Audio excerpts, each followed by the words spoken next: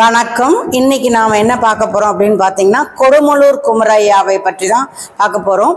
தேவகோட்டை இளையாற்றங்குடி பெருமருதுடையார் பிரிவைச் சேர்ந்த தீனா வகை நகரத்தார்கள் தங்கள் குல தெய்வமான கொடுமலூர் குமரையாவை தரிசனம் செய்ய ஆண்டுதோறும் வைகாசி மாதம் முதல் வெள்ளிக்கிழமை தேவகோட்டை தீனா பிள்ளையார் கோவிலில் இருந்து பாத யாத்திரை புறப்பட்டு ராமசாமி வீட்டில் சாமி கும்பிட்டு தங்கள் பாத யாத்திரையை தொடங்கி அன்று இரவு கோபாலபுரத்தில் தங்கி மறுநாள் சனிக்கிழமை காலை மீண்டும் புறப்பட்டு திருக்கானப்பேர் என்று அழைக்கப்படும் காளையார் கோவில் சென்று தங்கி அங்கிருந்து மீண்டும் மாலை புறப்பட்டு சிவகங்கை சென்று இரவு தங்கி மீண்டும் மறுநாள் ஞாயிற்றுக்கிழமை காலை புறப்பட்டு மானாமதுரை சென்று தங்கி அன்று மாலை புறப்பட்டு ராமநாதபுரம் மாவட்டம் பார்த்திபனூரில் தங்கி மீண்டும் திங்கட்கிழமை காலை புறப்பட்டு கொடுமலூர் சென்று சேர்ந்து குமரையாவை தரிசனம் செய்தார்கள்.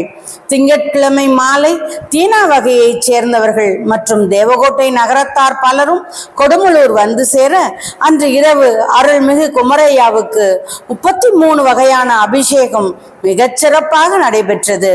சரியாக 8 மணிக்கு அபிஷேகம் தொடங்கி 10:30 மணிக்கு நிறைவு பெற்று 11 மணிக்கு தீபாராதனை நடைபெற்றது.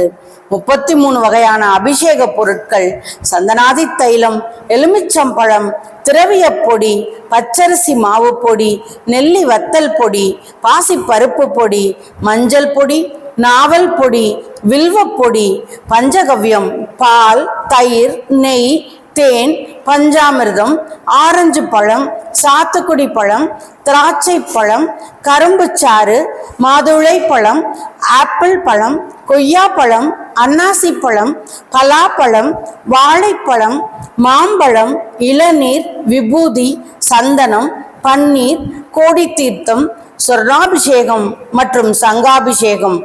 பாத யாத்திரை வந்தவர்களோடு பலரும் சேர்ந்து குமரையாவை வழிபட்டு 108 பிரகாரம் வந்தனர்.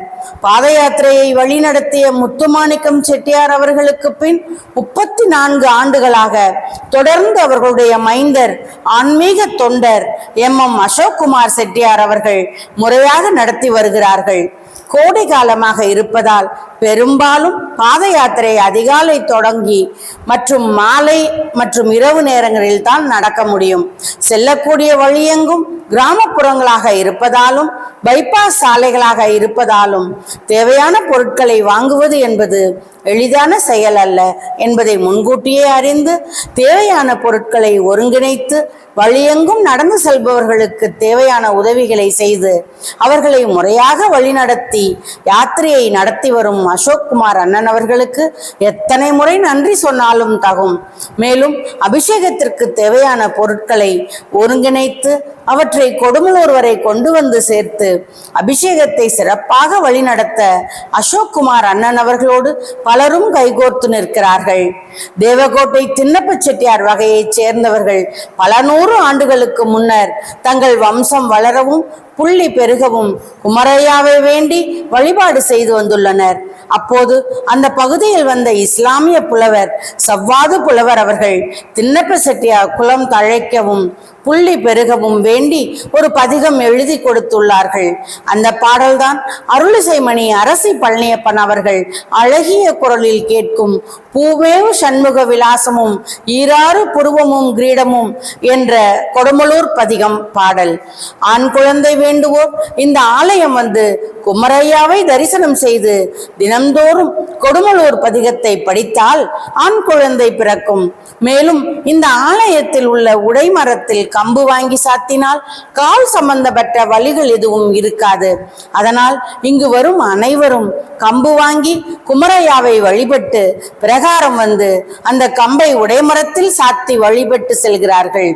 இந்த ஆலயம் பரமக்குடியில் இருந்து அபிராமம் செல்லும் வழியில் இருக்கிறது. மேலும் இந்த கோவிலை சிவகங்கை, மானாமதுரை, பார்த்திபனூர் வழியாக அபிராமம் செல்லும் வழியாகவும் செல்லலாம். பார்த்திபனூரில் இருந்து சரியாக 12 கிலோமீட்டர் தொலைவில் உள்ளது.